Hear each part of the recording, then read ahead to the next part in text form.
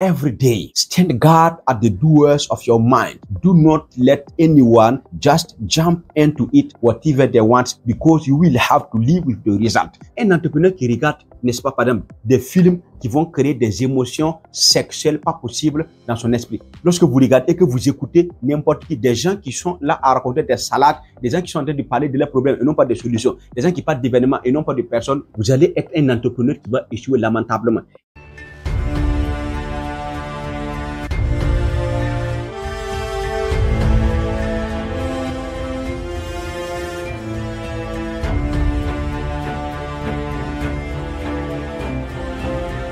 La motivation d'éveil et d'inspiration entrepreneuriale, c'est parti. Et c'est pour les gagnants assidus à vie, pas pour les perdants de vue à vie. Aujourd'hui, je partage avec vous le comportement qu'un entrepreneur doit avoir s'il veut réussir au 21e siècle et être au rendez-vous au sommet.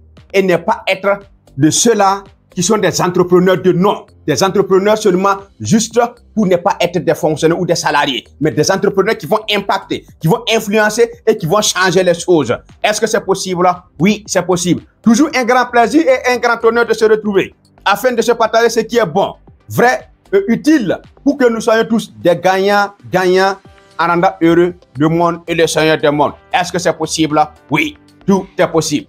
Nous devrons comprendre qu'un entrepreneur se doit de savoir que lui-même, il est une créature et qu'il a un créateur. Ceci étant, en tant que créature, le créateur déjà fait ce que nous appelons de la programmation divine, du comment il doit fonctionner s'il veut être au sommet. Donc, il y a un certain nombre d'informations capitales qu'un entrepreneur doit savoir le concernant d'abord. D'abord, il a une âme qui peut être simulée en termes de compréhension à de l'énergie humaine. De cette même manière, n'est-ce pas que votre téléphone, votre ordinateur, vos machines ont besoin d'énergie pour fonctionner. Vous aussi, votre corps a besoin de votre âme pour vivre et pour fonctionner. Quand on dit que quelqu'un est mort, ça veut dire que l'âme et puis le corps se sont séparés. C'est le corps qui se trouve être sous terre. Quand on enterre, l'âme, on ne peut pas l'enterrer. L'âme, lui, il part rejoindre son Seigneur. Bref, c'est pour dire, lorsque vous voulez avoir un bon comportement en tant qu'entrepreneur, vous devrez absolument, effectivement, bien vous comporter avec ces 4 éléments: l'âme, le cœur, l'esprit et le corps. Comment votre âme se comporte? Parce que vous devez savoir quelle est la nature de l'âme. L'âme a une nature lumineuse. L'âme a une nature énergétique. Comment fonctionne l'âme? L'âme aussi a besoin de la nourriture de la même nature. Donc, une nourriture lumineuse qui se fait par la connexion divine et une nourriture énergétique que donnent les aliments naturels comme les fruits, pas les aliments synthétisés. Donc, le meilleur comportement que vous devrez avoir vis-à-vis de votre âme, c'est de faire très attention de ce que vous consommez comme nourriture. Est-ce que ce que vous consommez a de l'énergie naturelle, a de l'énergie comme nourriture pour l'âme, oui ou non? Quand vous prenez un fruit, c'est vrai qu'il y a la chair qui est là, du fruit qui est là, mais le fruit a en lui aussi de l'énergie pour l'âme. Et c'est que quand tu consommes, les nutriments, ça c'est pour le physique, parce que il y a les vitamines, les nutriments, ça c'est pour les cellules du corps.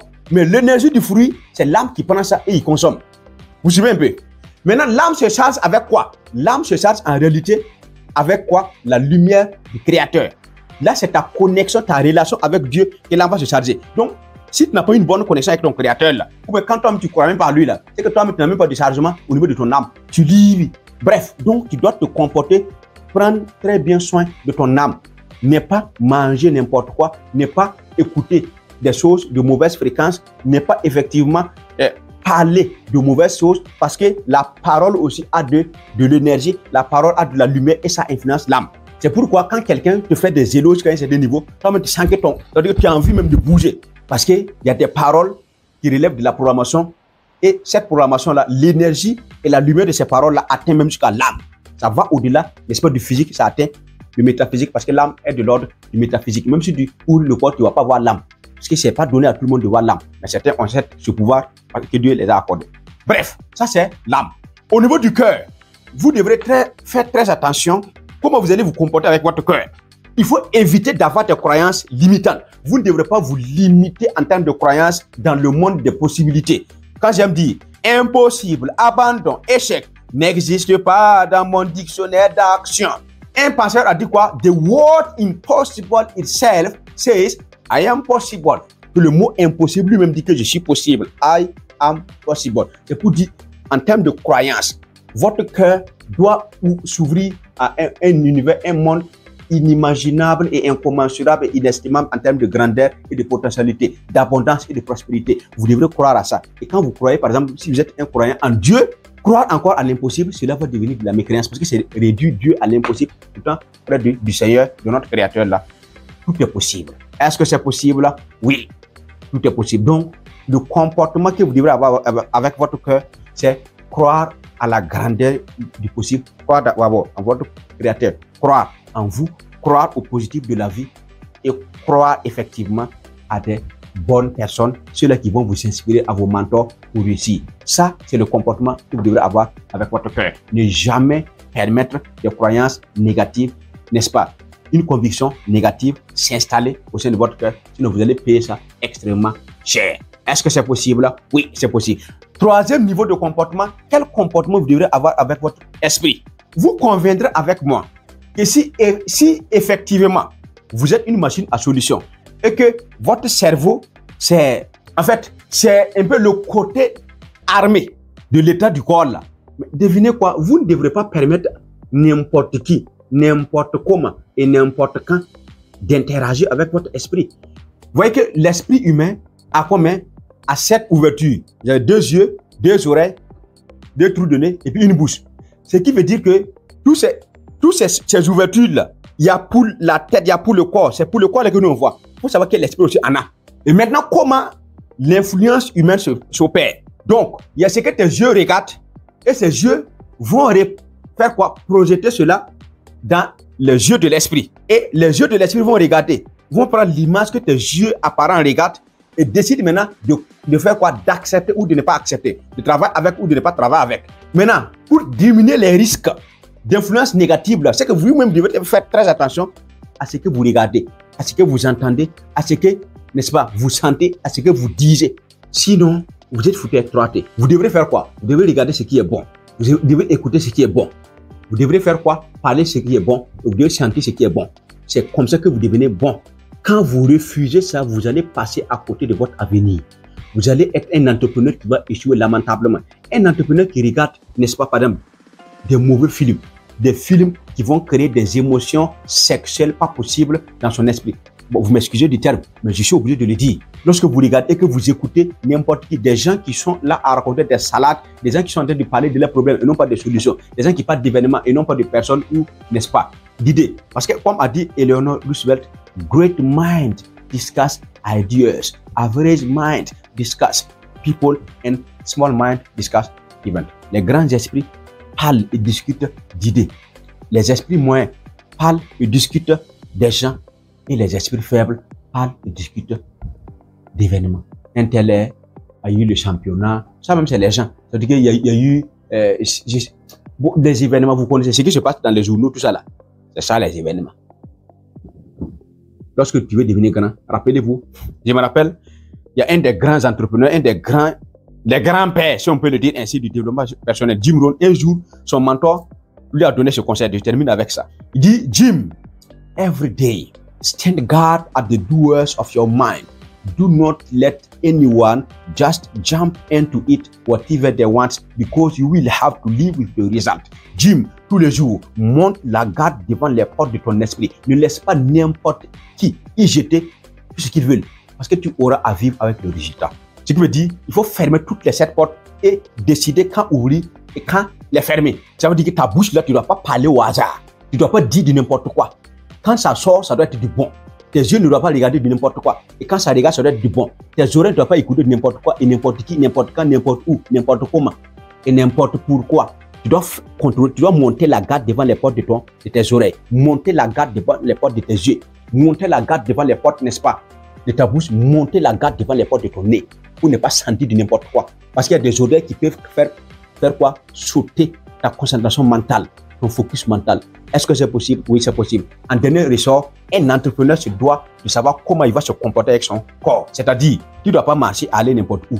Tu ne dois pas utiliser tes mains pour toucher et faire de n'importe quoi. Parce qu'il y a des gens qui vont te dire ce que leurs mains font là. Toi-même, tu vas demander pardon à Dieu. à leur place. Donc, ton corps, là, tu dois prendre soin de ton corps. Parce que ton corps, c'est le seul endroit que toi-même, tu dois habiter durant toute ta vie. Ton âme se loge dans ton corps. Si le contenant n'est pas propre, il va salir le contenu. Une bouteille, même si elle est propre, comment quand tu mets du caca à l'intérieur, c'est gâté. Une nourriture, qu'elle soit propre, comment quand tu mets ça dans une bouteille, on vient de vider du caca là, mon frère, c'est fini. Vous combinez avec moi, dans notre langue molée là, on appelle ça korba. C'est que les enfants étudient pour scier dedans là. Si on prend ça, même si on vient d'acheter ça nouvellement, si on prend poulet rôti, on met à l'intérieur, on te donne là, mon frère, c'est sûr que tu vas pas manger, même si tu aimes poulet rôti, comment là. À moins que tu vas prendre, tu vas aller manger dans l'obscurité là. C'est pas évident que tu vas accepter manger sans public. Bravo. Pourquoi? Parce que c'est pas que le contenant n'est pas bon, mais le contenu pose problème. Est-ce que c'est possible? Oui, tout est possible. Maintenant, ça c'est le contenant qui n'est pas bon, alors que le contenu est bon. C'est-à-dire que même si ton âme est bon, si tu n'as pas bien travaillé sur ton corps là, tu libres. Maintenant, il peut arriver que ton corps soit bon, que ton corps il est propre, il est bien hygiénique, tu manges bien, tu fais du sport, tu fais effectivement de la communication non verbale, tu n'influences pas ton corps, mais ton âme est pourrie. On fait comment? Là aussi, ça devient dangereux. Vous comprenez? C'est-à-dire que tu peux prendre un gobelet en or, mais on te sert, n'est-ce pas, un liquide de caca à l'intérieur pour que tu boives. C'est vrai que le gobelet est en or, mais mon frère, ma soeur, ce qui est à l'intérieur, c'est encore plus grave. Vous voyez que le plus important, c'est le contenu.